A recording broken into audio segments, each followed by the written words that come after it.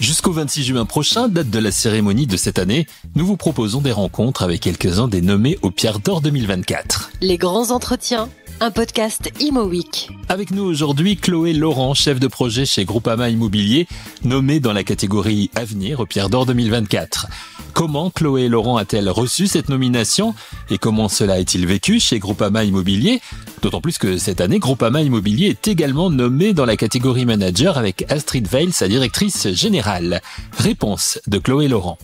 Alors, je suis naturellement honorée de cette nomination et j'associe bien évidemment l'ensemble de l'équipe du projet The Link avec qui je travaille au quotidien sur la construction du nouveau siège social de Total Energy à La Défense.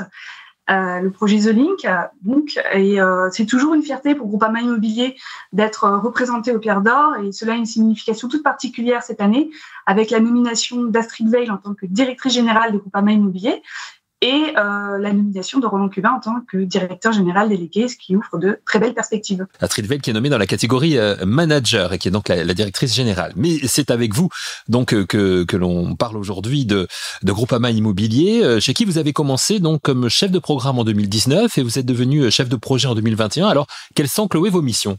Tout d'abord, effectivement, j'ai rejoint Groupama Immobilier en 2019. J'ai la chance d'avoir rejoint cette entreprise qui, pour moi, est l'une des plus professionnelles et une des plus exigeantes de la place, avec de très beaux projets très marquants qui ont été réalisés ces dernières années.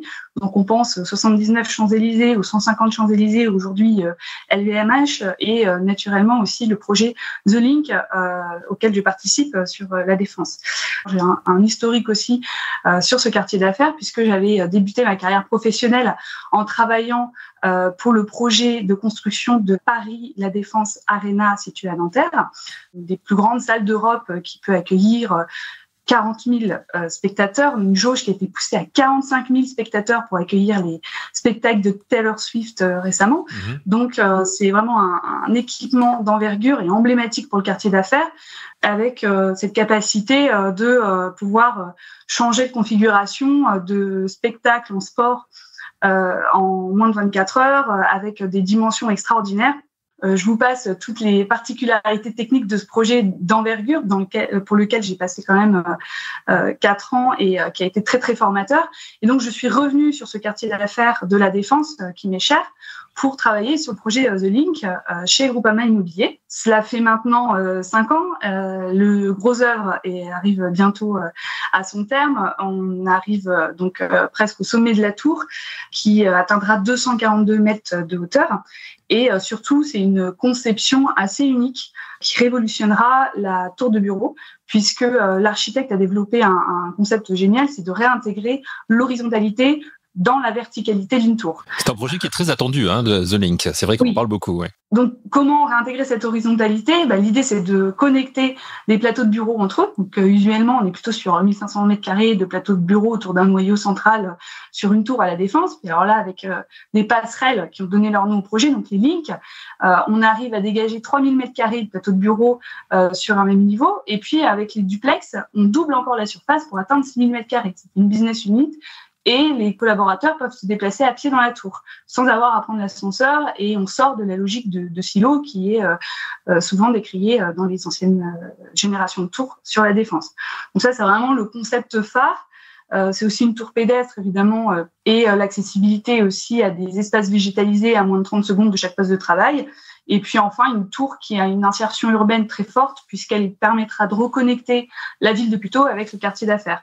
Donc tous ces éléments en font un projet emblématique. Et donc j'ai participé, moi, à mon arrivée aux premières phases donc, de négociation pour signer à la fois avec Total Energy le BFA, donc un bail en l'état futur d'achèvement, et un contrat de promotion immobilière, un CPI, avec Vinci. Et puis surtout derrière aussi l'acquisition des droits à construire avec Paris La Défense.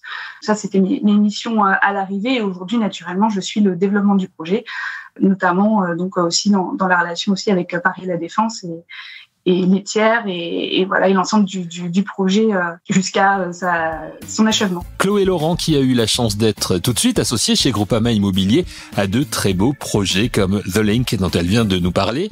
Groupama Immobilier est très attaché dans son développement à ce que ces programmes soient porteurs de valeurs de durabilité et de protection de l'environnement, comme nous l'explique Chloé Laurent. À ce propos, donc j'ai également travaillé sur d'autres projets. Un premier qui est la réponse au concours Empreinte lancé par l'aménageur Paris La Défense. Et donc, on a répondu avec Groupama Immobilier sur le site Liberté, situé juste à proximité justement de la tour de The Link. Et donc, ce qu'on a développé comme ambition dans la réponse à ce concours, alors nous n'avons pas été retenus, mais l'ambition demeure, c'est de développer le concept de réversibilité dans le cadre d'un immeuble neuf. Qu'est-ce qu'on entend par réversibilité ? C'est la réversibilité qui permet le changement de destination à la fois dans l'espace et dans le temps. Ça signifie que sur un même plateau de bureau, on peut avoir des destinations différentes et des changements de destination qui s'opèrent aussi de façon verticale, donc en superposition de programmes. Et dans le temps, la réversibilité s'entend d'un changement d'usage à un autre, mais aussi la capacité de revenir à un usage antérieur, voire d'anticiper d'autres usages auxquels on n'aurait pas forcément pensé. C'est rendu possible notamment par une conception technique assez fine qui permet tout simplement d'anticiper l'intégration des réseaux dans les noyaux, par exemple, pour éviter d'avoir à créer une nouvelle verticalité en cas de changement d'usage. La possibilité d'ajouter des chapes acoustiques vraiment au cas par cas pour s'assurer de l'économie de matière et éviter de tout prévoir en base, comme c'est assez usuellement fait dans des projets neufs.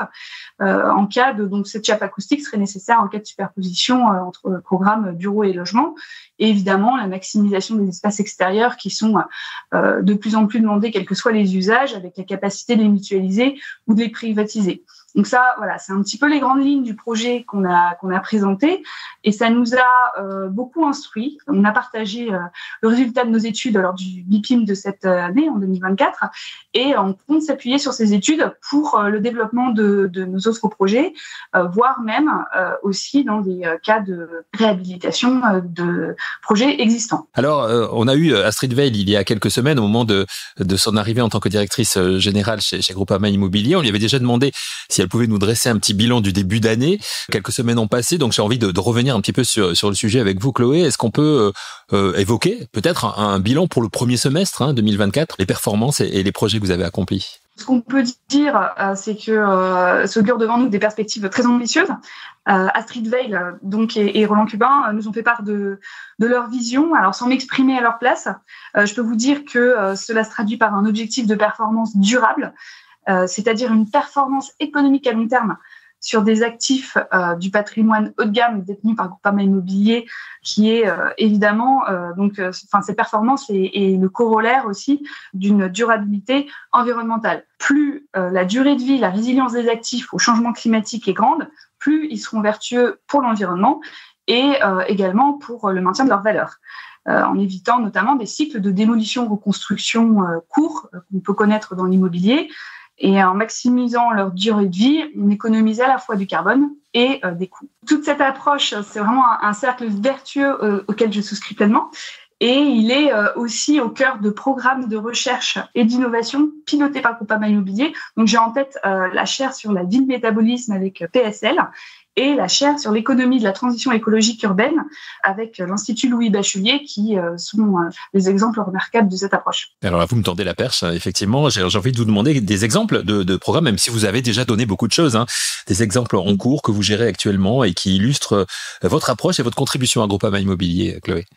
J'ai déjà effectivement développé la plupart des projets sur lesquels je suis investie au quotidien. En termes de recherche et de réflexion prospective, il y a aussi une autre étude qui me tient vraiment à cœur, à laquelle j'ai le plaisir de contribuer. C'est l'étude sur l'avenir de la défense, auquel Groupama Immobilier participe. Donc, elle est née d'une réflexion collective visant à transformer le quartier d'affaires à long terme. Il n'aura échappé à personne que depuis la pandémie et l'essor du télétravail, il y a une forme de désamour qui s'est installée sur ce quartier d'affaires, qui pourtant est à la pointe de l'innovation, et on a un taux de vacances, notamment dans les immeubles tertiaires, qui est de plus en plus fort et qui impacte aussi la valorisation des actifs. Donc, fort de ce constat, c'est l'aménageur public Paris La Défense qui s'est d'abord saisi du sujet dès 2023 avec la tenue des États généraux de la transformation des tours qui ont débouché sur 10 propositions fortes en matière de transformation d'usage, décarbonation, gouvernance, financement. Et dans la lignée de ces propositions, nous sommes réunis, donc un certain nombre d'acteurs privés du territoire, pour mener une étude prospective sur l'avenir du quartier à l'horizon 2050. Je ne peux pas vous dévoiler évidemment les travaux de cette étude qui est en cours, mais je peux peut-être vous faire part de certaines des interrogations, des questions en tout cas qui nous animent et auxquelles on essaye d'apporter en tout cas une vision ou une contribution pour le devenir du quartier d'affaires. On se demande comment il peut rester d'envergure nationale et internationale. On se pose la question assez naturellement de l'évolution des usages dans ce quartier d'affaires. Alors j'ai eu la chance évidemment de travailler sur l'Arena qui a apporté une diversification des usages sur ce quartier d'affaires monofonctionnel et tertiaire, pensé donc dans son urbanisme comme un quartier de bureaux, et on voit très bien que avec notamment la notion de chronotopie, l'Arena fonctionne très bien et offre une alternative de loisirs qui permet en fait de diversifier ses usages. Donc on voit qu'il y a là aussi une perspective à développer. On se pose aussi la question des transports publics, notamment aussi du développement des mobilités douces, savoir comment est-il possible aujourd'hui, demain, de venir en vélo à La Défense, par exemple, ou avec d'autres formes de mobilité qu'on ne connaît pas forcément aujourd'hui. L'adaptation naturellement du quartier d'affaires au changement climatique, c'est aussi un grand défi. Comment fera-t-on pour vivre dans un quartier d'affaires avec des températures bien différentes que celles que nous connaissons aujourd'hui? Et puis enfin, les questions de gouvernance avec notamment une réflexion sur la relation entre les acteurs publics et les acteurs privés. Donc c'est l'ensemble des réflexions qui nous animent. Et alors je me permets un petit aparté parce que je reviens tout juste. Je reviens tout juste d'un voyage d'affaires, un voyage d'études à Chicago que nous avons effectué il y a un mois. Et on a découvert des possibilités infinies pour pouvoir redonner vie au centre historique d'affaires de Chicago, de Loop, avec notamment une créativité et une inventivité assez inspirante sur la façon d'imaginer ces partenariats entre les secteurs publics et les secteurs privés pour réinventer ce quartier d'affaires. Il y a aussi beaucoup de transformations d'actifs avec l'intégration d'usages complètement novateurs.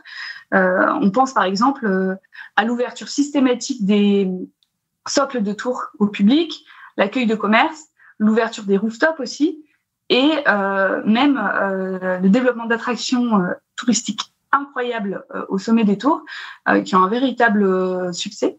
Ce sont des exemples qu'on ne connaît pas ou peu sur le quartier d'affaires de La Défense, et donc c'est très inspirant dans le cadre de notre étude. À partir de tout cela, comment Chloé Laurent analyse-t-elle le marché immobilier actuel et quelles sont, d'après elle, les tendances et les défis majeurs à venir dans ce secteur? Chloé Laurent. Force est de constater que le marché immobilier actuel doit s'adapter à un contexte de multiples crises. Moi, je préfère les qualifier de défis. Ces défis, ça impose de reconsidérer plusieurs paramètres, à commencer par le sens de notre activité. Il suffit de se projeter dans le cadre réglementaire du ZAN, zéro artificialisation nette, le ZEN, zéro émission nette, et de la réglementation environnementale 2020 avec ses différents jalons, pour comprendre que la construction neuve n'est plus une réponse évidente aux besoins du marché. Désormais, il faut compter avec une poche en euros et une poche en carbone, sans oublier la question de l'adaptabilité au changement climatique.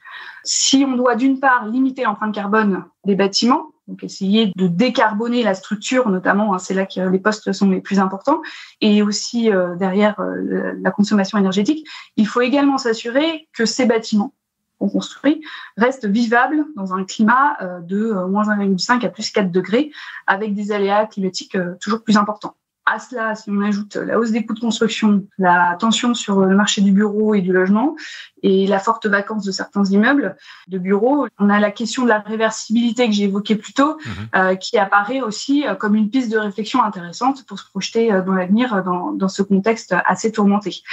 Ces défis ne nous font pas peur et au contraire, on préfère s'engager pleinement dans la recherche et l'innovation sur ces sujets-là de façon à pouvoir apporter la meilleure réponse possible sur le marché. Donc Chloé, pour terminer, notre traditionnelle dernière question à nos invités concernant les raisons d'espérer. On vous a bien écouté, votre enthousiasme montre que vous en avez des raisons d'espérer. Quelles sont-elles par rapport aux évolutions du marché chez Groupama Immobilier ? Moi, je suis convaincue que chez Groupama Immobilier, nous avons tous les atouts pour espérer par rapport aux évolutions du marché. Alors, Groupama Immobilier est un acteur institutionnel dont la longévité lui permet aussi de se projeter sur le long terme, voire le très long terme, ce qui lui donne aussi la force de pouvoir développer un effort constant dans des projets d'innovation et de recherche, et donc d'anticiper les défis majeurs qui sont à venir. Puis enfin, on a en interne une palette de compétences complémentaires et à la fois uniques. Donc, on est capable d'assurer la gestion d'actifs, le développement de grands projets. On a aussi des cessions, des acquisitions assez significatives. Et donc, on est capable de faire face à ces évolutions de marché et surtout aux grands défis qui se posent à nous. Donc, j'en ai parlé un petit peu. Mais aujourd'hui, moi, à titre personnel, je suis convaincue qu'un grand projet, demain, ce n'est plus construire une infrastructure extraordinaire ou un immeuble exceptionnel. Bien sûr, ça y contribue, mais ce n'est plus seulement ça. C'est de savoir comment on décarbone l'immobilier et la ville et comment on concilie à la fois l'esthétique, les nouveaux usages, et les contraintes environnementales. Donc, je pense que Groupama Immobilier est armé pour faire face à ces défis. Groupama Immobilier, nommé à 2 reprises Pierre d'Or 2024, avec Astrid Veil, la directrice générale dans la catégorie manager, et donc avec Chloé Laurent, chef de projet dans la catégorie avenir. Chloé Laurent que l'on remercie, à qui bien sûr nous souhaitons bonne chance pour cette session 2024 des Pierres d'Or qui se tiendra le 26 juin prochain à la Coupole à Paris. Merci à vous d'avoir écouté cette émission. Rendez-vous très vite pour un nouvel épisode de Les grands entretiens, un podcast Imo Week.